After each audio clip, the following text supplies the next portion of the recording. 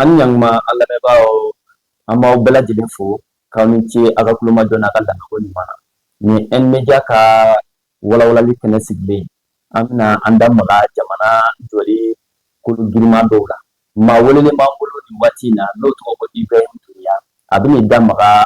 o question chaman chamana ko lakale Allah me ba bela jilin Ibrahim duniya a yɛrɛ kɛnɛ sɔrɔli waati na a bɛna jama bɛɛ lajɛlen fo Ibrahim duniya foli di jama ma président Bakari ka i fo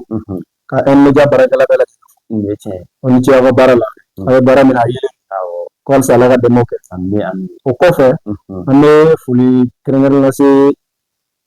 an lajɛbagaw ni an lamɛnbagaw bɛɛ lajɛlen ma ti tɛmɛ o kan ka foli lase an ka faamaw fana ma an b'o ko u ni ce u ka baara la o ye tiɲɛ donc président Bakari Ibrahim duniya nin y'an sigilen an nakun kɛnɛ kan ɲininkali dɔw b'an bolo an bɛna olu tɛnkuda i ka walawalali kɛ an ye an n'an lamɛnbagaw bɛɛ lajɛlen cɛ o ɲininkali fɔlɔ ɲininkali in yɛrɛ bɛ babu jumɛn kan o ye démocratie Ibrahim duniya démocratie yɛrɛ est-ce que kɔrɔ jɔnjɔn b'a la i bɛ se ka min fɔ an ye lamɛnbagaw bɛ faamuyaba sɔrɔ min na président Bakari donc k'i fo halisa tuguni inchallah i ka ɲininkali diyara n ye donc fɛn ye démocratie kɔrɔ jɔnjɔn b'a la kuma caman b'a ye anw fɛ yan an bɛ to k'a fɔ ko démocratie ko bɛɛ jɛ fanga nka démocratie yɛrɛ n'i y'a ta k'a lajɛ mun don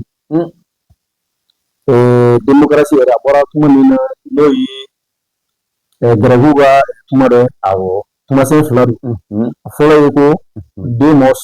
ani kratos ɲɛfɔli ka ɲi donc demos ye jumɛn ko peuple population